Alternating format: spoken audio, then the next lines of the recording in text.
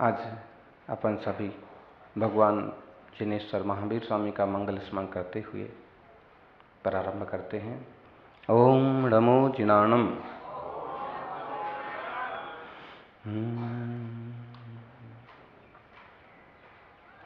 ओम नमो जिनाणम। ओम नमो जिनाणम। ओम नमो जिनाणम।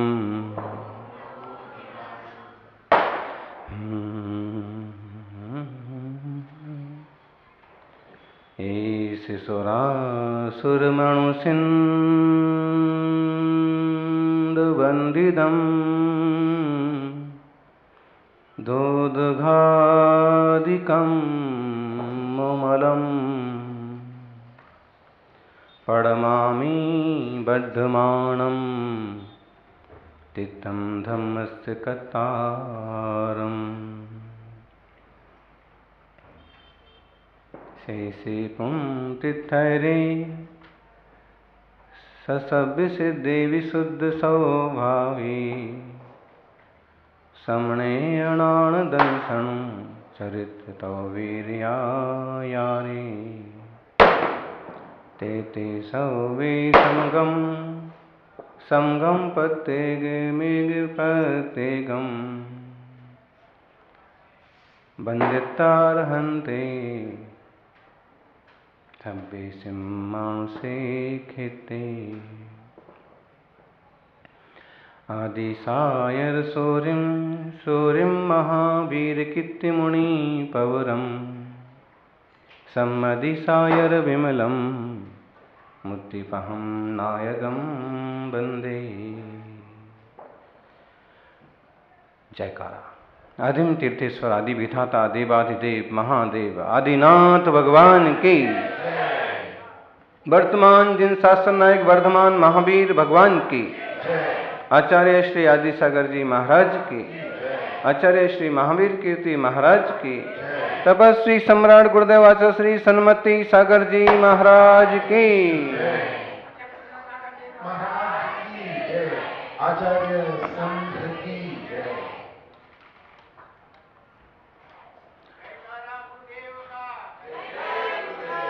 नवा वर्षनी शुभेच्छा આપું છું।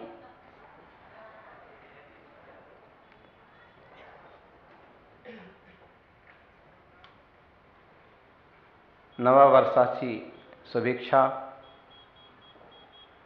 नया साल मुबारक। नव संवत्सरो शुभम भवतु। नव वरिशो मंगलदायकम होतु एंड हैप्पी न्यू ईयर।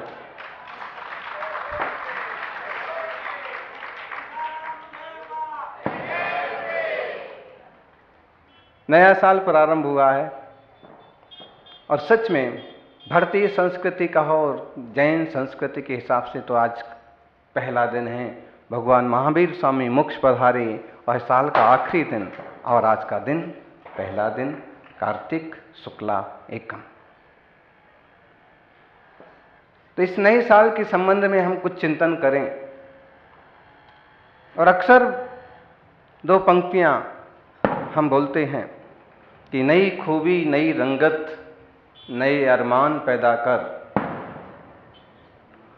नई खूबी नई रंगत नए अरमान पैदा कर कि अपने खाक के पुतले में तू भगवान पैदा कर। अपने खाक के पुतले में तू भगवान पैदा कर। नई खूबी हो नई रंगत हो नई अरमान हो और इस खाक के पुतले में भगवान हो।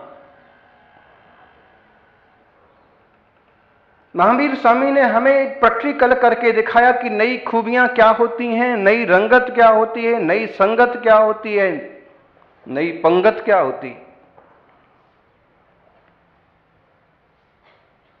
नई उपलब्धि क्या होती है। ये महावीर स्वामी के जीवन से सीखें।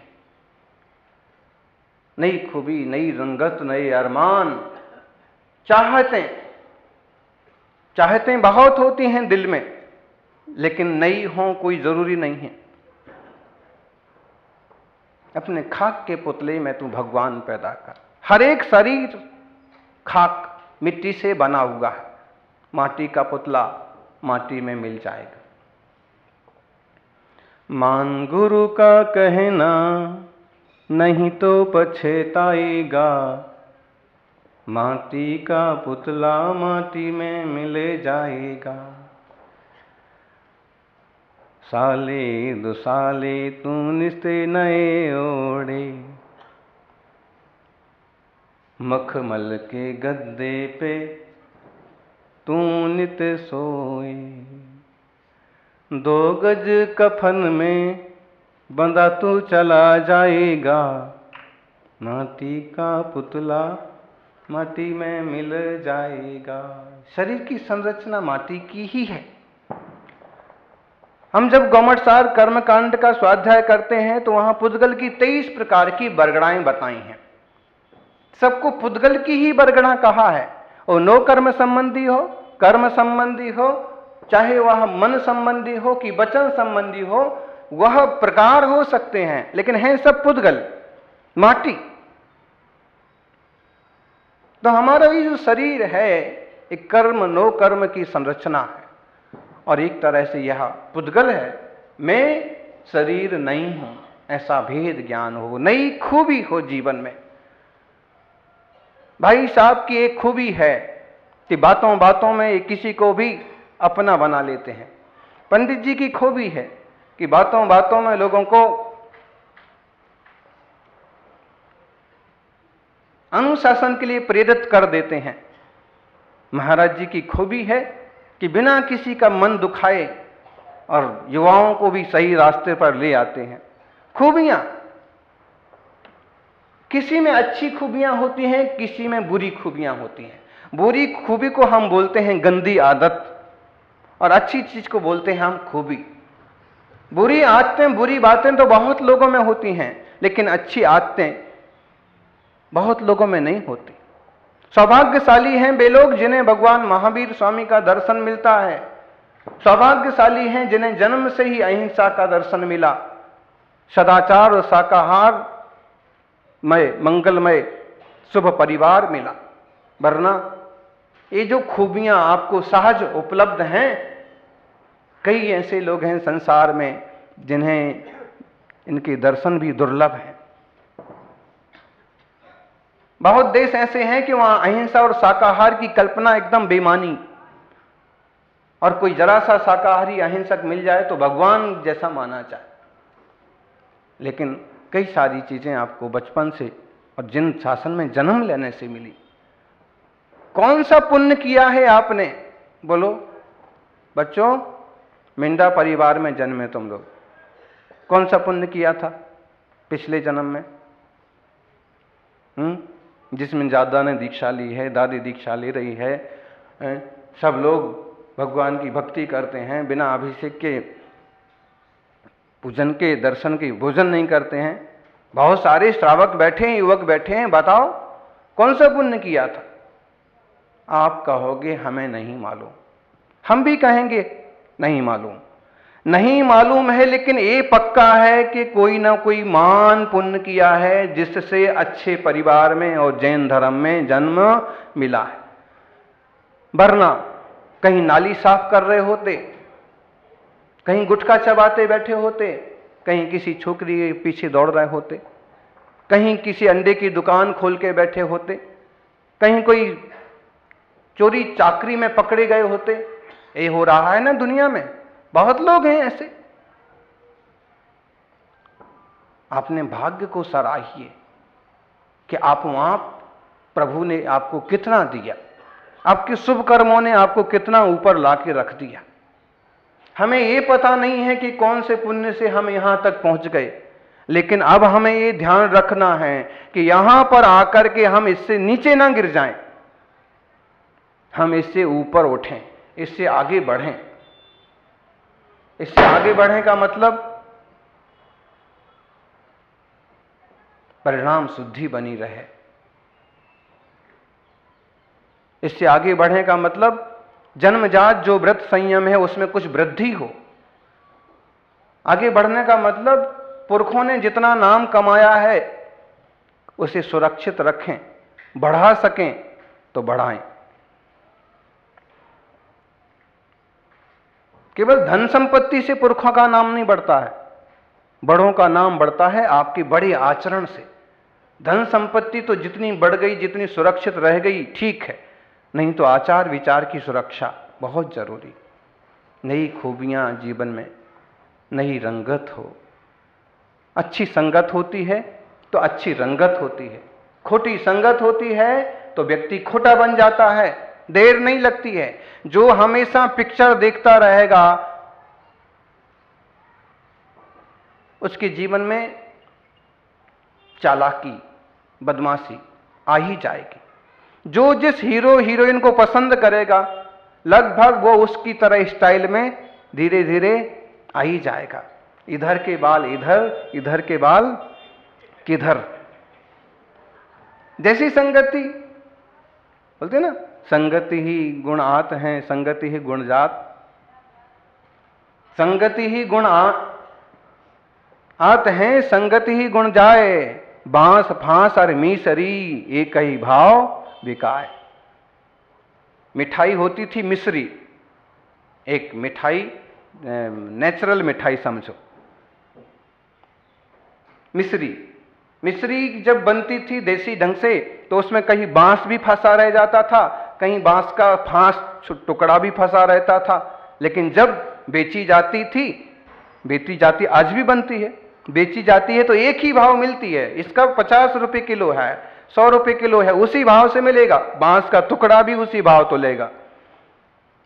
उसकी मिठाई की संगति की तो उसकी उस बांस के टुकड़े की, कचरे की भी कीमत हो गई।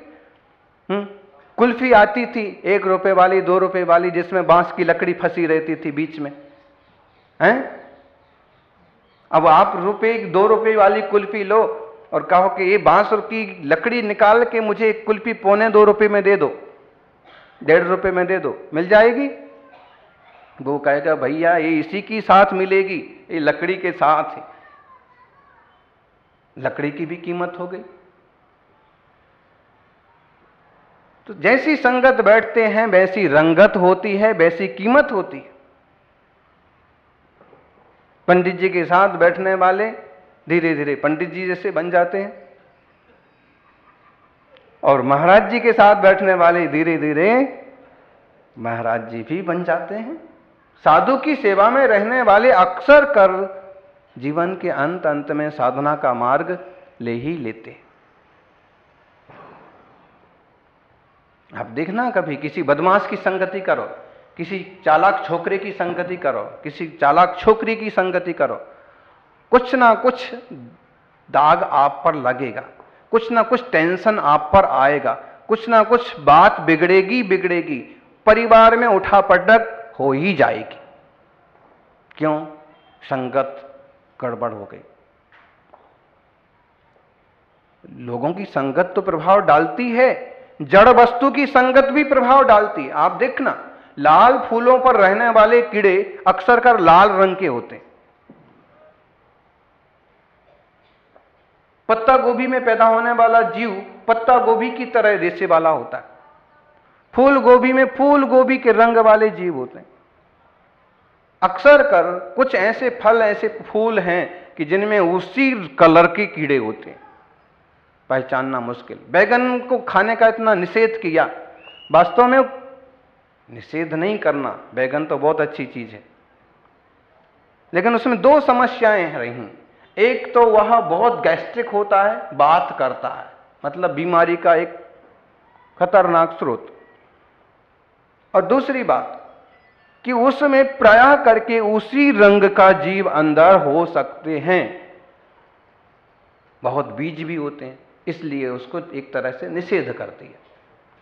तो वैसी संगति में रहने के कारण से वो कीड़े भी उस रंग के हो गए। जब कीड़े भी अमुक वनस्पति के रंग में रह के वैसे रंग जाते हैं, अमुक तरह की मिट्टी में रह के वैसी रंग जाती हैं चींटियां, जीव, तो फिर आप तो मनुष्य हैं, आप वैसे लोगों के साथ में रहेंगे तो आप क्यों नहीं बदलेंगे? और आप वैसी खोटी वस्तुओं के संग रहेंगे तो भी क्यों नहीं भ्रष्ट होंगे? कुछ दिन पहले एक माता पिता आए, मुश्किल से आधे मिनट का उन्हें वक्त मिला, रोने लगे। तो हमने कहा कि रोते क्यों हैं? तो बोले लड़की बिल्कुल सुनती नहीं, बिगड़ गई। कैसे बिगड़ गई? बिगड़ने का मतलब अक्सर कर ये होता है कि किसी छोकरे के चक्कर में पड़ गई। तो हमने कहा कि ऐसी कोई बात नहीं। फिर उसको मोबाइल की ऐसी खतरनाक बीमारी कि मोबाइल छोड़ती नहीं, सोते वक्त भी मोबाइल साथ, लेकिन मोबाइल फोबिया। अभी भविष्य की जो सबसे खतरनाक बीमारी होगी वो मोबाइल फोबिया। मतलब बच्चा मां बाप को छोड़ देगा, मोबाइल को नहीं छोड़ेगा। यहीं पर एक छोटा सा बच्चा, मुश्किल से साल सवा साल का, और रो रहा है, उसको चाबी का छिल्ला दिया, नहीं लिया। उसको 100 का नोट दिया, नहीं लिया। उसको माँ ने अपना पर्स दिया, नहीं लिया, रोना ही जारी रखा। और फिर उसको मोबाइल दिया, वाह, खुश हो गया, और उस पर उसकी अंगुलियां चलने लगीं, और उसने बिल्कुल लॉक खोल लिया और गेम्स निकाल लिए और खेलना चालू। एक छोटा बच्चा आता है, रोज हमारे आगे आगे दौड़ता है। एक दिन उस ऊपर आया, एकदम दुखी, नाराज। किस बात से नाराज हो गया, क्या हो गया? खूब समझाया, खूब लोगों ने मनाया, नहीं माना। रोज भैया वृत्ति करता था, उस दिन भैया वृत्ति भी नहीं की। फिर उसके पिता ने बताया कि आज इसको खेलने को मोबाइल नहीं दिया है, इसलिए भी मेरे से नाराज। वो माँ बाप बोले कि महाराज जी मोबाइल छोड़ती नहीं है, और मोबाइल लेके हमसे स्कूल का बोल के जाती है, और कहीं भी बैठ जाएगी तिराहे चौराहे पर, पेड़ के नीचे और बाग बगीचे में, मोबाइल बस, पिक्चर, मूवीज। अब उसको उसमें से कैसे बाहर निकालें? उसको उसकी लत लग गई। कोई भी चीज की लत बुरी होती है। धर्म ध्यान की लत लग जाए तो एक बार ठीक है, और कई बार तो धर्म ध्यान की लत माने झूठी लत लगती है तो भी गड़बड़ होता है। जैसे उन्हें लत तो है पूजा अभिषेक की, लेकिन सही भान नहीं है, तो उसके पीछे भी झगड़ा कर लेते हैं। मेरे आने के पहले अभिषेक खत्म कैसे कर दिया, मेरे को पूछे बिना मेरी थाली यहां से हटा कैसे दी, मेरे पूजा के द्रव्य को छू कैसे लिया। तो कभी कभी अच्छी लत में भी लोग लात लगा देते। क्यों? समझ की कमी।